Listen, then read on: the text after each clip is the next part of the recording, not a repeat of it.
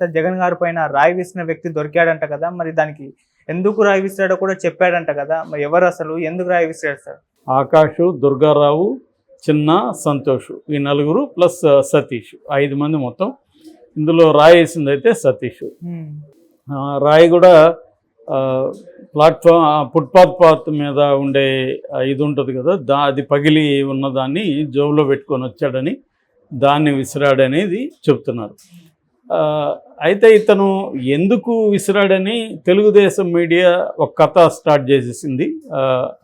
నిన్నటి వరకు విచిత్రం ఏంటంటే జగనే జయించుకున్నాడని ఇదే తెలుగుదేశం మీడియా కావచ్చు, ఇదే లోకేష్ కావచ్చు, వీళ్ళందరూ చెప్పారు. ఇప్పుడు అదే లోకేష్ ఇది క్వార్టర్ బాటిల్ అతనికి ఇస్తానన్నారు, మీటింగ్కి వస్తే ఇవ్వలేదు, 350 ఇవ్వలేదు, దానికోసం అంటే క్వార్టరు ప్లస్ 350 ఇవ్వలేదు కాబట్టి రాయేశాడు అని మరి వీళ్ళకి ఎవరు చెప్పారో తెలియదు, కానీ ఇది ఈ ప్రచారంలోకి మొదలుపెట్టేశారు. అంటే మనం ఏం చెప్తాం అంటే మీడియా ఎలా అయిపోయిందంటే, మీడియానే కాదు పొలిటికల్ పార్టీలకి అనుగుణంగా మీడియా. నిన్నటి వరకేమో జగనే జయించుకున్నాడని గంటలు డిస్కషన్ పెట్టారు, పేజీలు రాశారు. ఇప్పుడు ఇమీడియట్గా అతను దేనికి వేసాడు అనేది ఇప్పటివరకు పోలీసులు చెప్పలేదు. ఒక అతన్ని వీళ్ళకి అనుకూలంగా ఒక అతన్ని రాసేశారు. మరి అట్లాంటప్పుడు ఎవరో ఒక వ్యక్తి అయితే జగన్ మీద వేసినట్టే కదా, కారణం ఏదైనా. జగన్ అయితే చేయించుకోలేదు కదా, మరి ఆ ముక్క నిన్నటి దాకా ఎలా రాశారు వీళ్ళు? ఏ ఆధారాలు ఉన్నాయని రాశారు, మాట్లాడారు. సో ఇలా ఉంటుందన్నమాట. అంటే ఏ వార్తని కూడా నమ్మే పరిస్థితి లేదు. అదే ఇటు వైసీపీ విషయానికి వస్తే, వైసీపీ మరి ఏ ఆధారం ఉందని చంద్రబాబు వేయించాడని చెప్తున్నారు.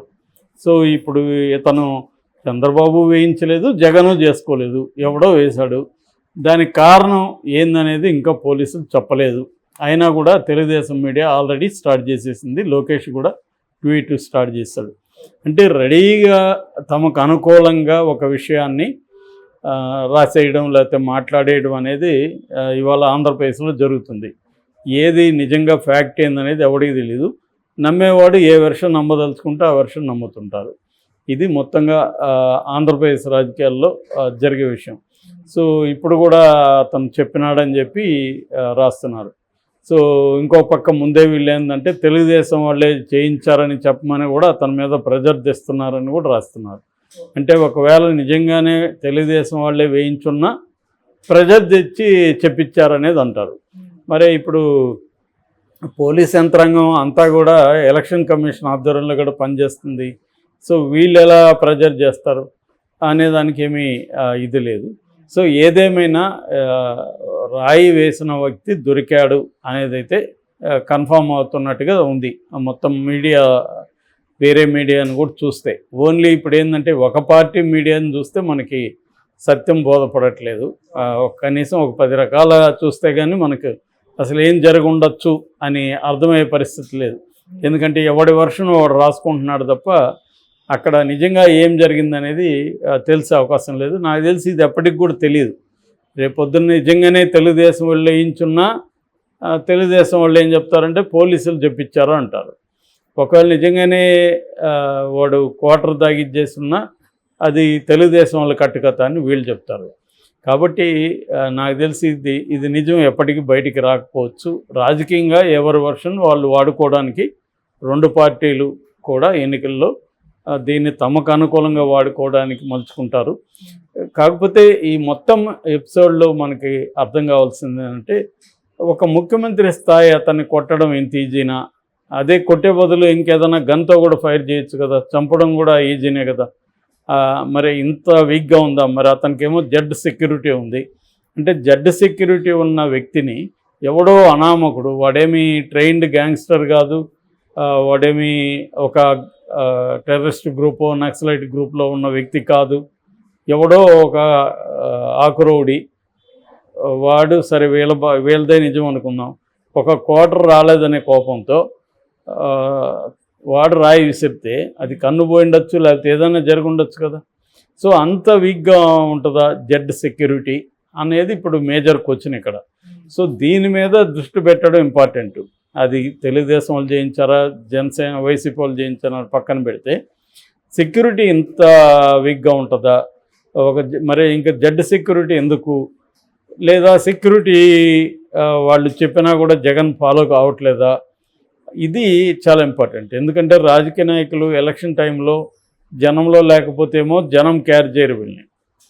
ఎందుకంటే 5 ఏళ్ళు వీళ్ళు జనంలోకి వెళ్ళరు, ఎలక్షన్ టైంలోనే వెళ్ళాలి. ఎలక్షన్ టైంలో వెళ్ళకపోతేమో ప్రాబ్లం, వెళ్తేమో సెక్యూరిటీ ఇష్యూస్. సో మరి దీన్ని ఎలా పరిష్కరించాలి? సెక్యూరిటీ వెరీ ఇంపార్టెంట్ కదా. ఇప్పుడు రేపు అతనికి ఏదైనా జరిగి ఉండొచ్చు, ఇదే పని రేపు పవన్ కళ్యాణ్కి జరగచ్చు, చంద్రబాబుకి జరగచ్చు, ఎవరికైనా జరగచ్చు కదా. అక్కడ కూడా వీళ్ళు చెప్పిన వాళ్ళు అందరికీ డబ్బులు లేరు కదా. ఎవరైనా కూడా డబ్బులు, క్వార్టర్లు, బిర్యానీల కోసం మ్యాక్సిమం వస్తారని మన అందరికీ తెలుసు. మరి అట్లాంటప్పుడు ఎవడో నాకు బిర్యానీ లేదు, నాకు డబ్బులు లేదని ఒక రాయి ఇసిరితే ఇంకా అంత ఈజీగా ఉందా వీళ్ళ పరిస్థితి? అంటే ఎవడు దారిని పోయాడు కూడా చంపేయచ్చా ఒక సీఎం స్థాయి వాళ్ళని? దానికేం పెద్ద ప్లానింగు, పెద్ద వ్యవహారం ఏం అవసరం లేదా అన్న ఇది క్వశ్చన్ వస్తుందన్నమాట. సో ఇది వెరీ ఇంపార్టెంట్. ఆ ప్రశ్న ఇంపార్టెంట్ దీనికంటే కూడా. అంటే అతను ఎందుకు రాయి విసిరాడు అనే దానికంటే కూడా అది ఇంపార్టెంట్. సో నేను చెప్పినట్టుగా అతను ఎందుకు రాయి విసిరాడు అనేది మనకి ఎప్పటికి కూడా రిలయబుల్ ఇన్ఫర్మేషన్ అయితే రాదు. పోలీసులు చెప్పినా దాన్ని నమ్మకుండా ఉండేదానికి యువతల వర్గం రెడీగా ఉంటుంది. సో అతను ఎందుకు రాయి విసిరాడు అనేది మిస్టేకల్గా మారిపోతుంది. ఇప్పుడు ఆల్రెడీ గతంలో 2018లో జగన్ మీద అటాక్ జరిగినప్పుడు కూడా అతను ఎందుకు అటాక్ చేశాడని ఇప్పటికీ మిస్టరీనే. ఎందుకంటే అతనేమో ఫస్ట్ నేను అభిమాని కాబట్టి చేశాను అంటాడు, తర్వాత అది మార్చాడు. వీళ్ళేమో ఇదంతా ఇతనే చేయించుకున్నాడు అంటారు తెలుగుదేశం వాళ్ళు.